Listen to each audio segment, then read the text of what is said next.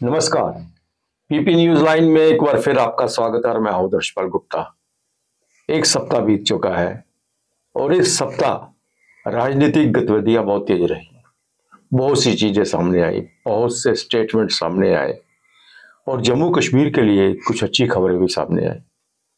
इन सब पे हम चर्चा करेंगे। हमारे साथ हैं वरिष्ठ पत्रकार सुधीर कुमार जी। सुधीर जी, आपका बहुत बहुत स्वागत है। नमस्कार जी। सुधीर जी, हफ्ता बीत चुका है जी सर। और इस हफ्ते में पोलिटिकली बहुत चीजें सामने आई। जहां तक नेशनल कॉन्फ्रेंस की हम बात करते हैं, नेशनल कॉन्फ्रेंस के डॉक्टर फारूक अब्दुल्ला और उमर अब्दुल्ला दोनों फूंक फूंक कर कदम रख रहे हैं और दोनों जो है केंद्र की तरफ उनका ज्यादा आकर्षण बढ़ रहा है और वो नहीं चाहते कि किसी ना किसी तरीके से केंद्र के साथ किसी भी समय भी कोई ऐसी चीज सामने आए जिससे केंद्र नाराज हो जाए। टकराव नहीं चाहते। लेकिन इसके साथ साथ भी हैरानगी सी बात आती है जब फारूक अब्दुल्ला अचानक भारतीय जनता पार्टी के विरुद्ध कुछ बात कह देते हैं। कठुआ में उन्होंने कुछ कहा, केंद्र में सरकार के साथ चल रहे हैं, चलना चाहते हैं, प्रधानमंत्री के विरुद्ध कुछ नहीं कहना चाहते, होम मिनिस्टर के विरुद्ध कुछ नहीं कहना चाहते, लेकिन लोकल यहाँ पे आके वो भारतीय जनता पार्टी का एक अटैक करते हैं। इसमें क्या आप कहेंगे? देखो, यहाँ पे जो पिछले एक हफ्ते से या पिछले हम 3-4 महीने से जब से ये सरकार पावर में आई है, तो इन्होंने पार्टी एनसी नेशनल कॉन्फ्रेंस जो रूलिंग पार्टी है, इनके प्रेसिडेंट, इनके चीफ मिनिस्टर साहिबान दोनों, आपने जैसे कहा, बड़े मतलब बैलेंस तरीके से चलने की कोशिश कर रहे हैं, बैलेंस कर रहे हैं, ताकि केंद्र और जो जम्मू कश्मीर जो इनकी सरकार है, इलेक्टेड गवर्नमेंट है, इसमें कोई टकराव ना आए, कोई बीच में बाधा ना आए।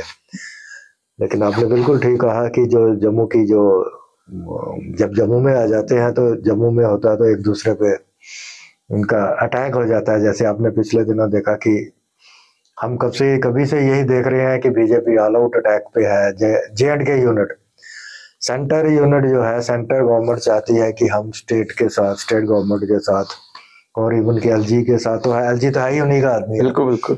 तो इनके साथ हम मिलजुल के काम करें। और जैसे आपने देखा कि अभी तक तो सारा कुछ नॉर्मल ही चल रहा है।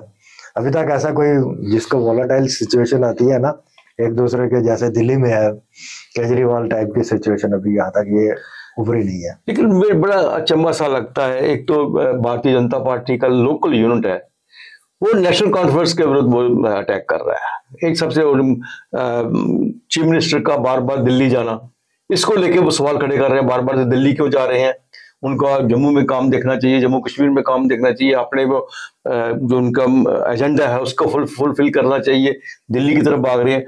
फिर उसके बाद भारतीय जनता पार्टी का डॉक्टर फारूक अब्दुल्ला कठुआ के अंदर जो कुछ बोले हैं, इनसे कहीं लग रहा है कि ये कोई फिक्स्ड मैच तो नहीं है कि हम दोनों तरफ से लोगों को रखें। नहीं, भारतीय जनता पार्टी, जो मैं कहूंगा कि अगर हम यहाँ पे, मतलब हम तो किसी भी पार्टी के साथ, जो जर्नलिस्ट होता है दर्शी, वो किसी पार्टी के साथ इंक्लाइंड नहीं होता। भारतीय जो जनता पार्टी जी है, पार्टी है, जम्मू यूनिट की है, वो नो डाउट काफी देर से इनके ऊपर अटैक कर रही है, चीफ मिनिस्टर के ऊपर, कि सरकार काम नहीं कर रही है, सरकार ये नहीं कर रही है, सरकार वो नहीं कर रही है। लेकिन आप अगर दोनों पार्टियों का देखो ना ही तो अभी तक एनसी ने अपना जो मैनिफेस्टो है उसमें से कोई भी एक भी प्रॉमिस उन्होंने पूरा किया है, ना ही बीजेपी ने किया हुआ है। तो भारतीय जनता पार्टी दोष लगा रही है एनसी के ऊपर। लेकिन अभी कुछ चीजें बीच में, पावर की जो कंफ्यूजन है, पावर शेयरिंग का जो बीच में है, कि गवर्नमेंट के पास, एलजी के पास कौन सी पावर है, जीएम के पास कौन सी पावर है, वो अभी स्टिल कंफ्यूजन है उसमें ऊपर, ताकि वो काम। ये एक बहुत बड़ी बात आपने कही है सुधीर जी। ये इसी को बिजनेस रूल हम कहें तो बिजनेस रूल के ये बार बार कह रहे हैं जी, भारतीय जनता पार्टी तो हम पे भी अटैक कर देते हैं। बिजनेस रूल की हम बात करते थे, भारतीय जनता पार्टी के एक बहुत बड़े नेता ने हमें कह दिया आप गलत बोल रहे हैं बिजनेस रूल के बारे में। जब फैक्ट ये है कि बिजनेस रूल के बारे में कमेटी बनी हुई है, जो कोई अभी तक बिजनेस रूल सामने आए नहीं, ये नहीं पता। आम लोग परेशान है कि हमें एलजी के पास जाना चाहिए, हमें चीफ मिनिस्टर के पास जाना चाहिए, या किसके पास जाना चाहिए अपने काम करवाने के लिए। नहीं अदर जी, इसमें जो देखो, जो बीजेपी वाले अपना अगर तर्क देते हैं तो क्योंकि वो रूलिंग पार्टी में है, जो कानून कहता है, जो किताब कहती है जो रीऑर्गेनाइजेशन एक्ट कहता है वो बिल्कुल क्लियर है कि कैबिनेट सब कमेटी इन्होंने बनाई हुई है, गवर्नमेंट ने, चीफ मिनिस्टर ने, वो इसके ऊपर उनकी काफी मीटिंग हो चुकी है। तो वो जो कैबिनेट का सब कमेटी है वो कैबिनेट में भेजेगी ये जो बिजनेस रूल, तो कैबिनेट पास करके एलजी ऑफिस में भेजेगा।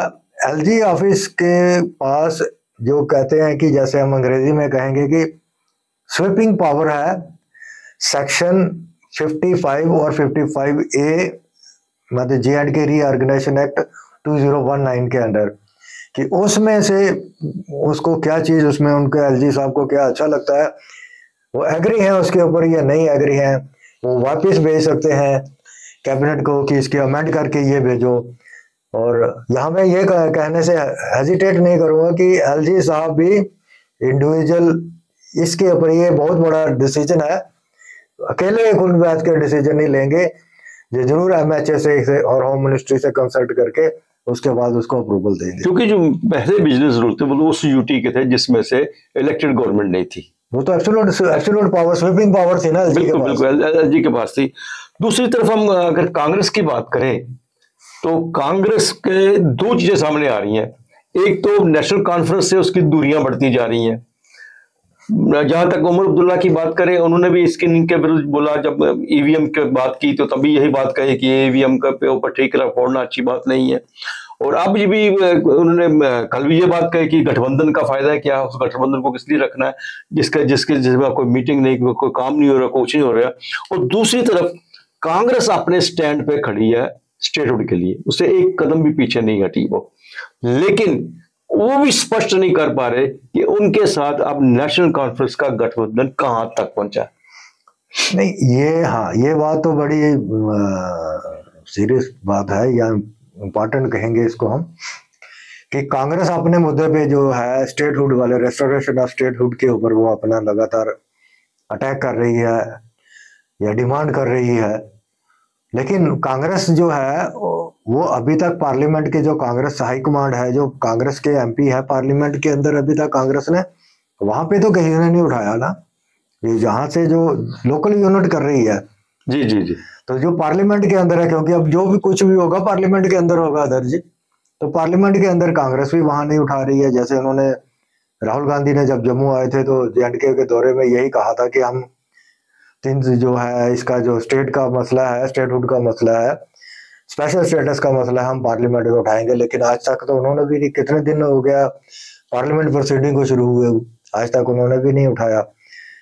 और जैसे आपने देखा कि बीजेपी वाले तो स्टेटहुड के ऊपर तो बिल्कुल शांत है, बिल्कुल शांत था, वो तो बिल्कुल बोले ही नहीं इस बारे में। वो कहते ही, वो तो चाहते, मुझे तो ये लगता है वो चाहते ही नहीं है कि स्टेटहुड रिस्टोर हो। आपने जैसे देखा स्टेटहुड नहीं आएगी, जैसे हम यूटी में रहे हैं 19 के बाद हमने बहुत सा नुकसान भुगता है, अगर हम नहीं मिलेगी हमें स्टेट तो आने वाले टाइम में और नुकसान भुगता है। लेकिन जम्मू के जो लोग हैं वो तो अपने भारतीय जनता पार्टी के एमएलए की तरफ देख रहे हैं, और भारतीय जनता पार्टी के एमएलए खामोश है, बिल्कुल किसी तरह की हमने कोई सुना नहीं उनकी तरफ से, सिवाय इनके कि उनके प्रवक्ता जो है वही बस एक हेडक्वार्टर में बैठ के स्टेटमेंट दे रहे हैं, बाकी तो कोई काम हो ही नहीं रहा यहाँ पे।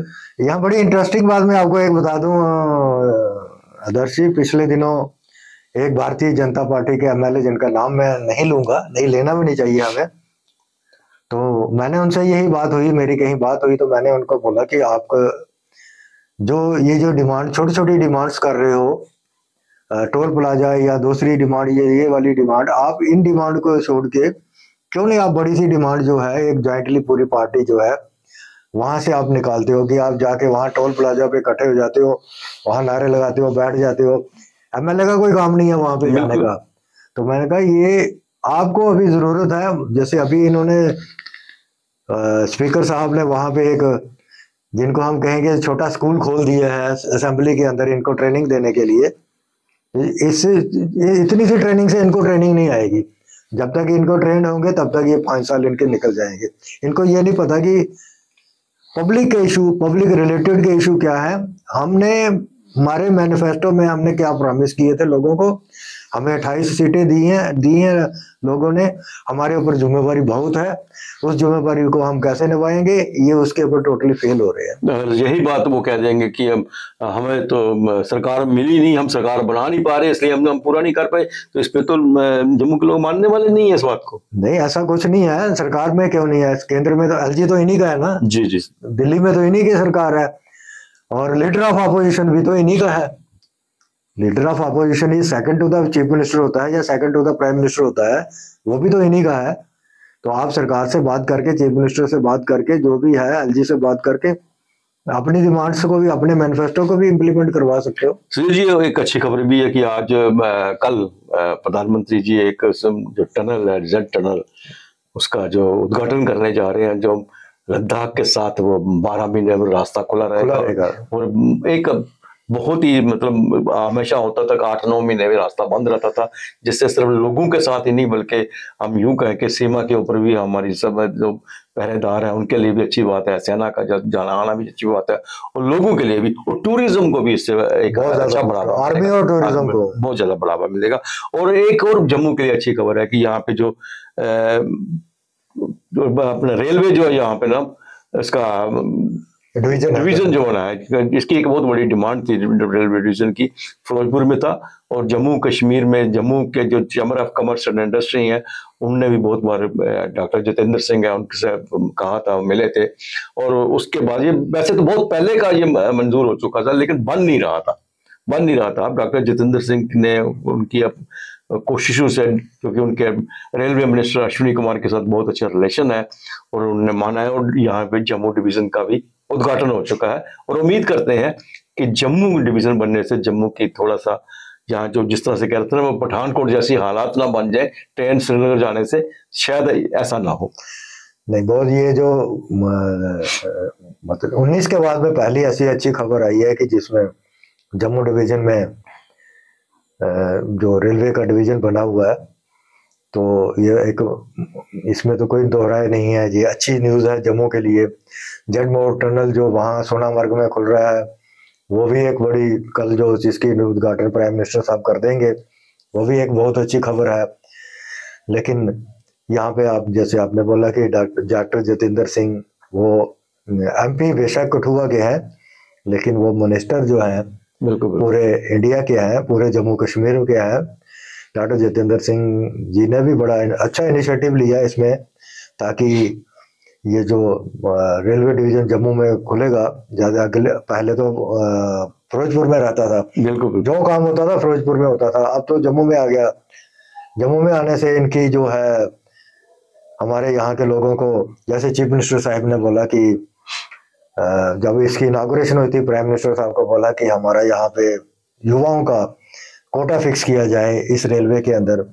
यहाँ हम डॉक्टर जितेंद्र सिंह जी जो है बड़े इंपॉर्टेंट पोर्टफोलियो पर दिल्ली में बैठे हुए हैं, उनसे भी हम गुजारिश करेंगे कि आप भी इसके ऊपर थोड़ा सोचें। नहीं, ये बहुत अच्छी बात उमर अब्दुल्ला ने कही कि ये कैसा ना जब कि ट्रेन चले जाए जम्मू का पठानकोट जैसा हालात। लेकिन ये तो बात दूसरी है कि कुछ समय तक पठानकोट के हालात बिगड़े थे, उसके बाद पठानकोट इस वक्त सबसे अच्छी जगह बन गई है, उसमें अच्छा रेलवे स्टेशन जितना भी है वहाँ पे काम बहुत बढ़ गया है। लेकिन ये एक अच्छी बात है कि जम्मू के लोगों को काम मिलना चाहिए, जम्मू के लोगों को प्रेफरेंस मिलनी चाहिए, और उनका भी काम और होटल्स का भी काम यहाँ पे बढ़ने की आशा है। इसमें दर्जी दो चीजें मैंने आपको बता रहा था, दो चीजें हैं। जैसे सीएम साहब तो बोल रहे हैं, जतेंद्र सिंह साहब भी वहां से काफी, वहां से स्टेट के लिए, यूटी के लिए हम कहेंगे तो कर रहे हैं।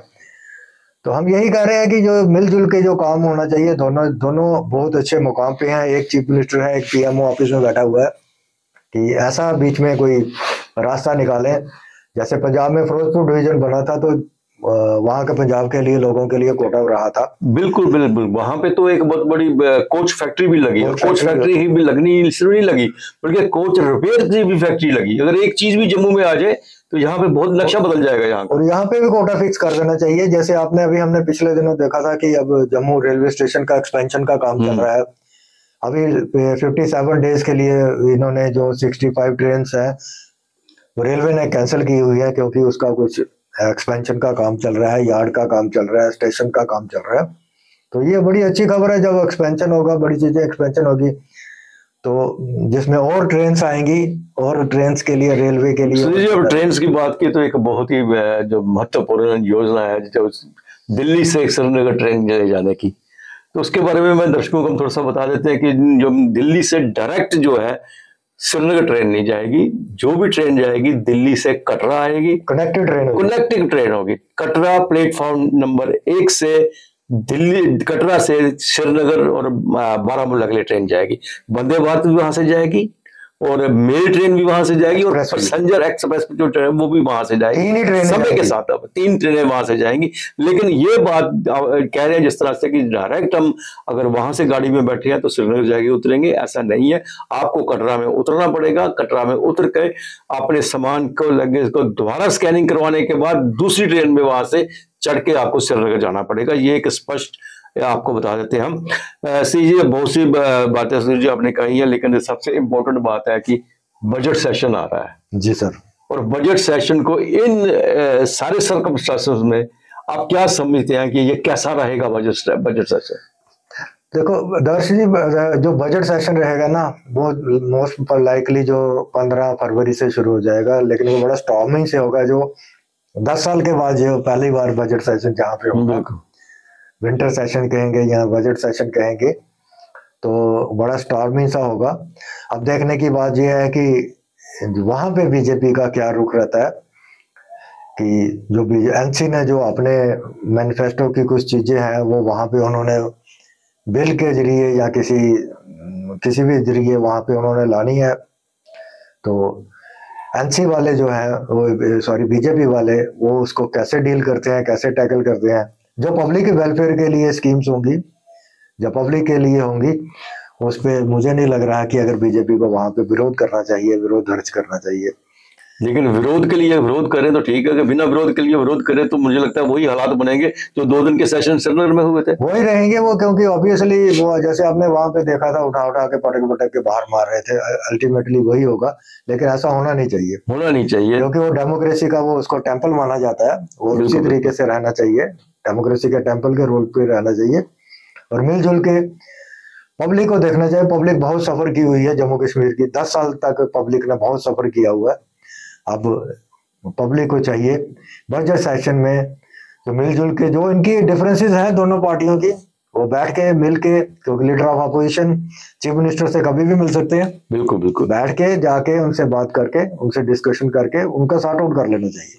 बिल्कुल सही कहा। तो ये था एक लेखा जोखा सा, जो हम कह सकते हैं साप्ताहिक लेखा जोखा, जो राजनीतिक जम्मू कश्मीर का लेखा जोखा है। अगले सप्ताह फिर हम आपके सामने आएंगे, अगले सप्ताह की जो राजनीतिक खबरें होंगी उस पर भी चर्चा करें। सुधीर जी, आपका बहुत बहुत धन्यवाद। नमस्कार जी। तब तक की इजाजत दीजिए, नमस्कार।